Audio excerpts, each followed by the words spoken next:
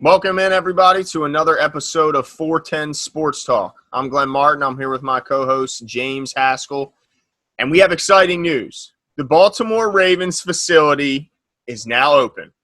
Not fully, but it's open a little bit. The coaches have returned to the building as of Monday morning for the first time in nearly 3 months. So that's cause for celebration, right, Jimbo? Yeah, pour glass, because we weren't sure how long that was going to take, most definitely. That's right. So we're happy that it's at least a step in the right direction. So we just wanted to quickly break down a couple of the guidelines and procedures that they are going to have to adhere to in order to take the next step. Because right now it's just coaches and some injured players that need rehab and stuff like that. But a couple of the highlights are the locker rooms must be reconfigured to permit people being 6 feet apart. So hopefully there's plenty of room, because I'm sure that they were a lot closer than 6 feet before, but I'm sure Bisciotti can handle that. Then meetings must be conducted virtually when possible. Okay, that's fine. Helmets, shoulder pads, and other, equipment must be disinfected after each game or practice. So that shouldn't take them too long, right? I hope those equipment managers are getting paid extra, because I'm sure they're not excited about that. Well, just give them a hose or something. Just pile them all up, hose them all down. I don't know. Do you remember the episode of The Office when they tried to clean Dwight's aunt? Oh yes. The fire hose out. That's what makes me think of. But I'll tell you what, I wouldn't be surprised if they weren't doing a lot of this beforehand, because in general, a locker room staph infections can kill people. Right. And they run rampant in locker rooms, and ringworm and all those things. I mean, you're talking about a ton of nasty, sweaty people in close quarters. Nasty as in like bodily fluids everywhere. Right. And there's no bigger locker room than an NFL locker room. So I'm sure you're right. I'm sure a lot of the disinfectant was already in place, because, anybody who's been in athletics knows that staph infection and stuff like that can run rampant. And I'm sure that was something that they've already been doing. But I don't know about the helmets, because what's I think unique about the helmets are custom made for each player. So I find it a little bit interesting that they're worried about the helmets when they shouldn't be sharing them. I doubt they ever share a helmet. Yeah, I wonder if it has to do with like the transmittance of COVID based on like if two linemen are up against each other, naturally they're you know what I mean? Their phlegm or whatever is going to come out of their mouth and go onto the other person's face mask. Now, I don't know how long it can live there. I'm not a doctor or anything like that. Right. No, that's a good point. Yeah. Yeah, because they do clash heads. And then lastly, masks are required to be worn in the facility except when it's interfering with that athletic activity. So if they're running around, they don't have to wear it, but everyone else pretty much is going to be required to wear a mask. But still, it's a step in the right direction. And I'm excited. I know they still have a lot to go, a long way to go to get training camp open, and then certainly to get to games with the protocols and such. But at least they're going in the right direction, and let's hope that there's no slide backwards. Yeah, I totally agree with you. The one area of concern for me, and we're not going to spend a ton of time on this, but the one area of concern is that as far as NFL goes, as much research as I've done, I'm not sure if they have an exact plan if they do get a positive test. Now, they have acknowledged they realize they're going to get a positive test based on the nature of it. There's a ton of guys that are coming together from all different parts of the country. The chance of them getting a positive test is quite high. But they did say they're working very diligently. Dr. Alan Sills, who's the chief medical officer, said they're working very diligently on figuring out what they will do when they get a positive test, and they'll have some detailed plans at a later time. We haven't heard anything yet. So I hope that they're able to figure out, and we're going to keep our fingers crossed that there are none, because the idea of, once this train gets moving, I don't have to stop it, because it's going to take a while to get back up again. Yeah, and I think the NFL, in competitive fairness, if one team seems to get hit really hard with it, I doubt they'll just let the other team zoom past it. It'll probably be where if one team stops, they all have to. So let's hope that all goes well all over the country, not just here in Baltimore. But let's move on to some happier stuff here. And let's say what we're kind of looking forward to as camp opens, because you mentioned before the call that you can certainly look at camp and start to kind of see what direction somewhat the team is heading, and maybe kind of get a clue on some of the strategy that the team will employ during the regular season by looking at what they're doing in training camp. So Jimmy, what are some things you're looking for? What is one thing maybe you're looking for going into camp? Yeah, I'll tell you what, one of the bullet points or points of emphasis that I have going into camp is the offensive line battle, and seeing how soon or how late Bozeman will be put into that middle spot in a scenario where the starting five, he's running with the ones and he's under center. Because I've been saying early that I think he's going to be our starting center, and we've heard some things about Harbaugh's talked about. He's going to move guys around and see where they best fit when he was in the interview with the PSL owners. So that's one of the things I'm extremely excited about, and I think that everybody should be on the lookout, because if he moves to center, everything changes. But we've got to have some dominoes fall as far as the interior three. I don't think it's as easy as people think, just plugging Skura in, having Bozeman and Fluker. I don't think it's going to be that simple. So that's one thing that I'm really interested in. Yeah, and I think you pointed out before the call that you could kind of see the amount of times that DBs and stuff were being asked to work on their blitzing. That maybe that would be kind of some foreshadowing to what we'd see, and we certainly did. I mean, we saw everyone on the Ravens blitz more than every other team, or every other team, but certainly the DBs were being asked. I mean, Earl Thomas mentioned that he didn't have a sack coming into Baltimore, even though he played in Seattle for a long time, because he simply wasn't asked to. But when he got to Baltimore, he was asked to go get that quarterback, and so was the rest of the secondary. Got a sack and a half. What's that? Got a sack and a half. There you go. He finally got that that part on the stat sheet filled in finally. That's right. And so I think that's something we could look to is what are they doing in training camp that we may be seeing as a foreshadowing to what they could be planning on doing in the regular season. And one thing I wanted to point to is, I think going into this season, a lot of Ravens fans and football fans in general are expecting the Ravens to use a lot of rookie linebackers on the inside. So I think that a lot of people are expecting Malik and Patrick Queen to get a lot of run next to each other. Now, typically rookies have already been in the facilities. They've been in contact. They have the playbook. There's been a rookie camp.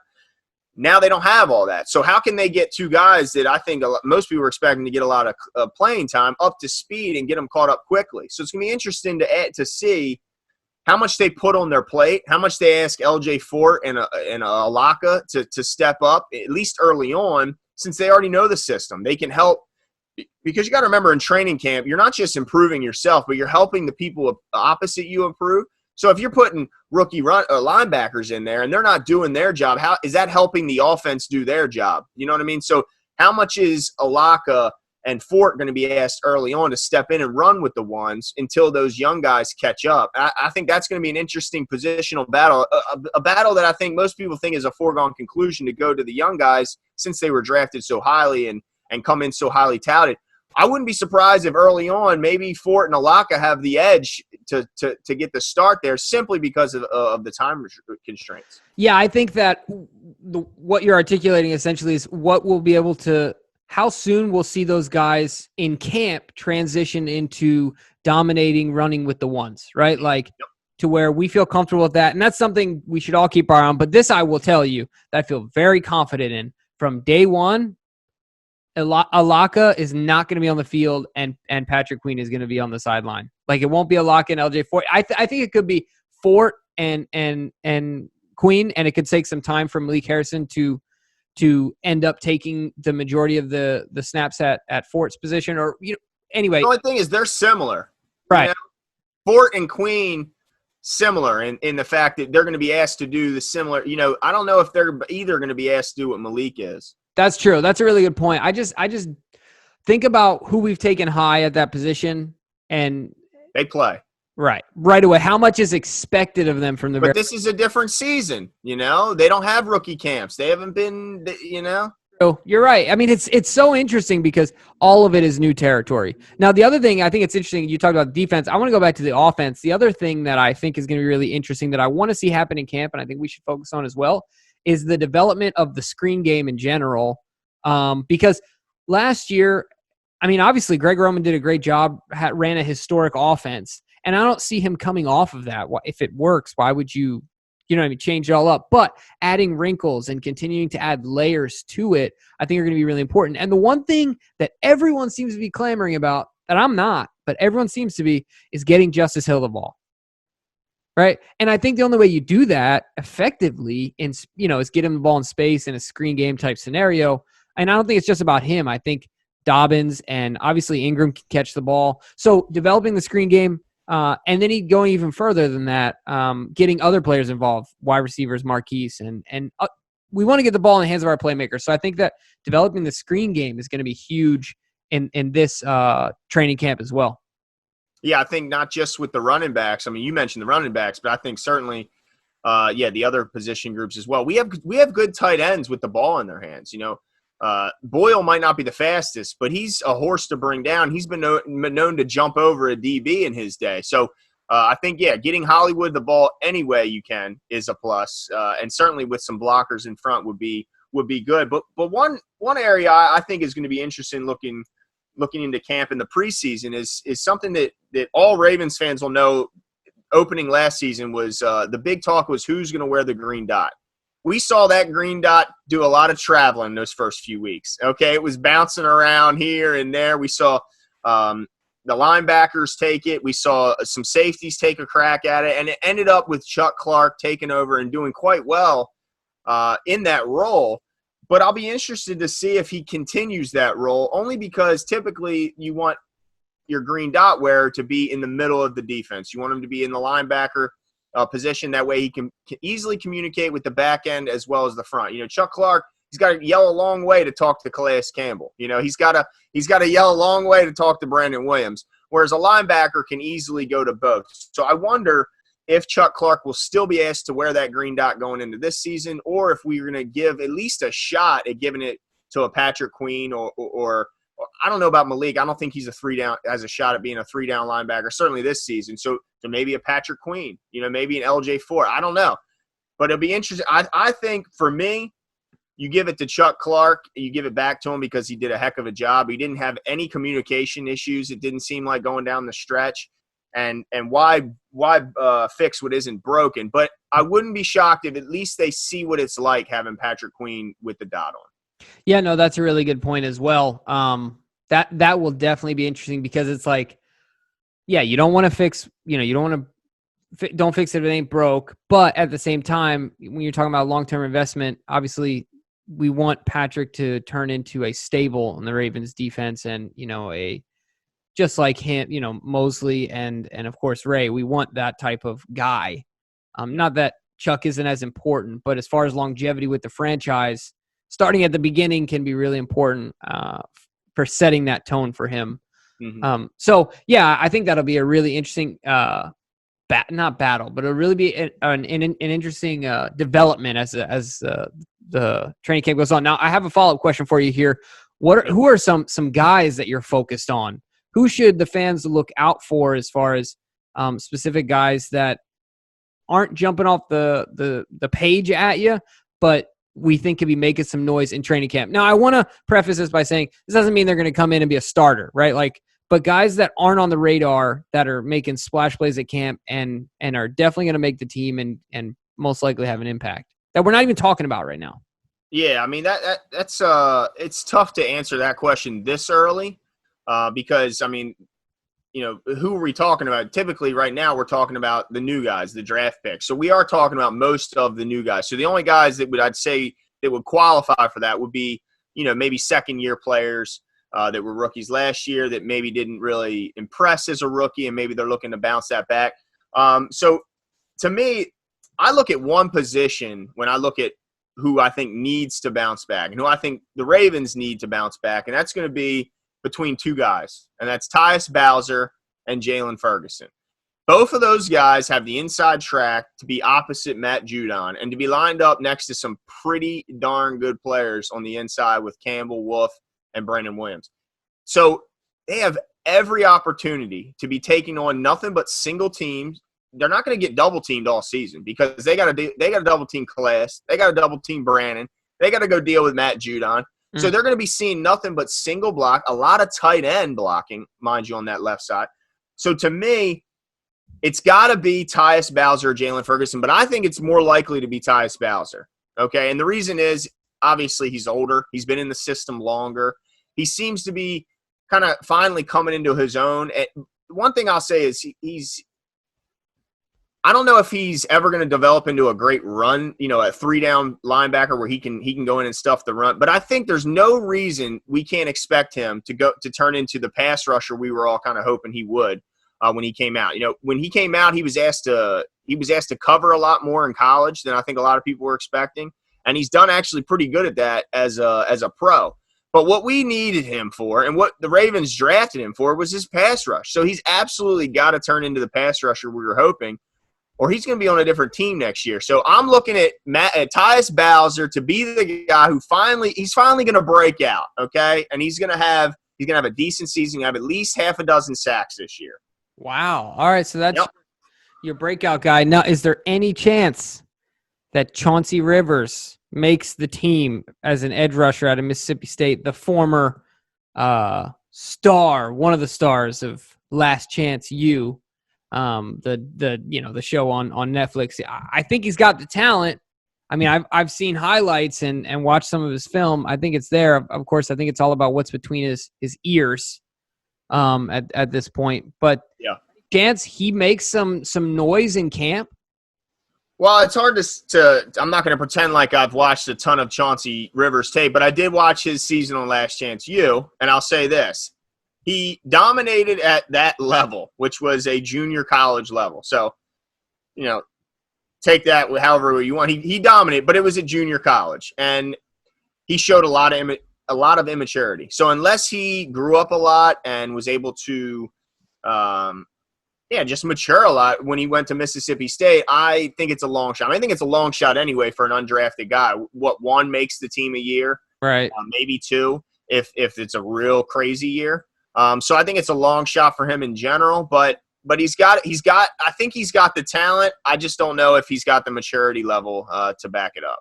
All right, fair enough. So who's your breakout guy? Who are you looking at? Yeah, my guy is Charles Scarf, the tight end, undrafted out of Delaware last year. I don't think, if I'm not mistaken, he didn't really register any stats at all. But if you look at his physical progression, he's on the practice squad last year. If you look at his physical progression between Delaware and throughout this year, look at him now. I think he ate another human. And big boy. Yeah, he's a big boy, where it was funny because you look at him in college, he almost looks like he was taller because he's that much more slender that he looks like lankier. Do you know what I'm saying? Right, yeah. But he's packed it on. He looks like he's got his man body now.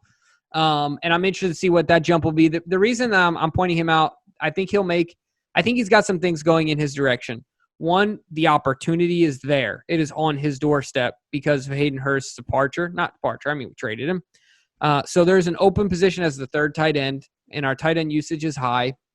The other thing is that he's the only other one, if I'm not mistaken, that has a year in the system that will be vying for that position, that will be lobbying for that position. The other guys are both undrafted tight end or undrafted free agents.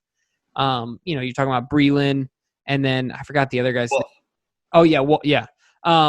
So he's got, like you called it, he's got the inside track for it. Yeah. He's got to go seize the day, right? So and it's not a bad sign that he went down and practiced with Lamar and the rest of his teammates. So that, for me, tipped it over and said, you know what, this kid is at least taking it serious and giving this opportunity everything it has. Yep. So I'm really interested to see what he does in camp. I would say expect him to make some plays in camp that jump off the screen, and I'm excited to see what he can do. So that's my guy. Well, one thing I want to say before we get off of here is me and you.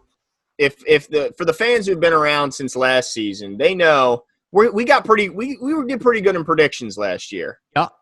Before the season, I predicted Lamar's MVP run, and you predicted that not only would the Browns not make the playoffs, but they wouldn't even finish 500.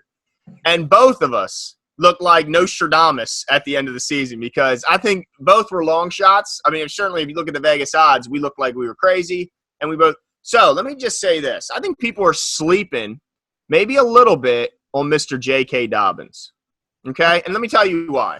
because they say Mark Ingram's here. And I love Mark Ingram. I mean, he's one of the best leaders, certainly one of the best on our team, but I think he's one of the best leaders in the NFL. And I think he's a heck of a running back. But J.K. Dobbins, to me, is set for a breakout season. I think that by the halftime or by the halfway mark of this season, we could see Dobbins start to eat away at Mark Ingram's carry advantage. Because, look, what we have to remember about Dobbins is he had 31 rushes of 15 or more yards in 2019, which was the most in college football. The guy has explosive play written all over him. This is another thing he had. Third most yards after contact in college since 2017. So the guy breaks tackles. One thing we know about the Ravens offense is with this Greg Roman system, accompanied with the incredible elusiveness and threat that is Lamar Jackson, you're going to get so many yards before you even get touched because of that split second that Eric Weddle mentioned, that you don't know who has the ball, so you can't commit.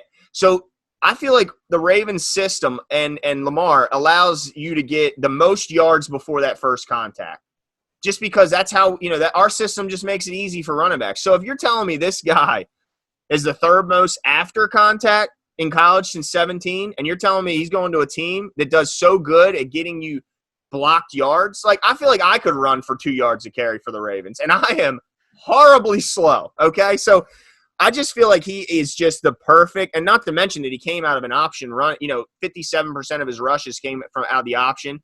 In his last game in college, in the bowl game, he forced 16 missed tackles against Wisconsin, the most in a third most tackles forced by any player in any game last year.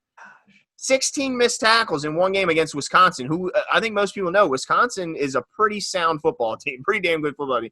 So I just feel like this is such a perfect storm for him to be possibly offensive rookie of the year. I'm going to say that J.K. Dobbins is going to be top three for sure for offensive rookie of the year.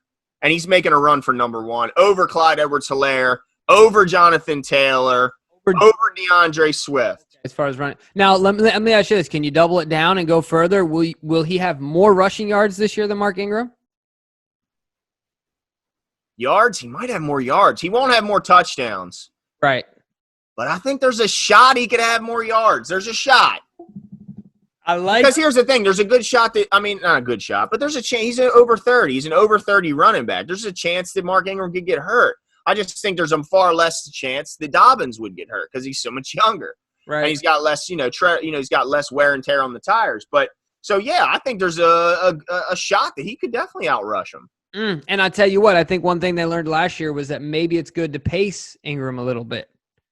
You know what I'm saying? And I think also what we saw is that they don't always have the most trust in Gus, and whether that's because if you look at his grade when it comes to pass catching or pass blocking, it's not that great. So I think they look at Dobbins as a more complete back, a guy that can pass block, a guy that can catch the ball out of the backfield better. I mean, you mentioned about Hill. Everybody clamors for Hill. He's never done anything yet. I mean, he just hasn't. He hasn't impressed. We're going on what we hope, but he's never actually done anything. I don't know. So I just think it sets up for Dobbins to have an incredible season.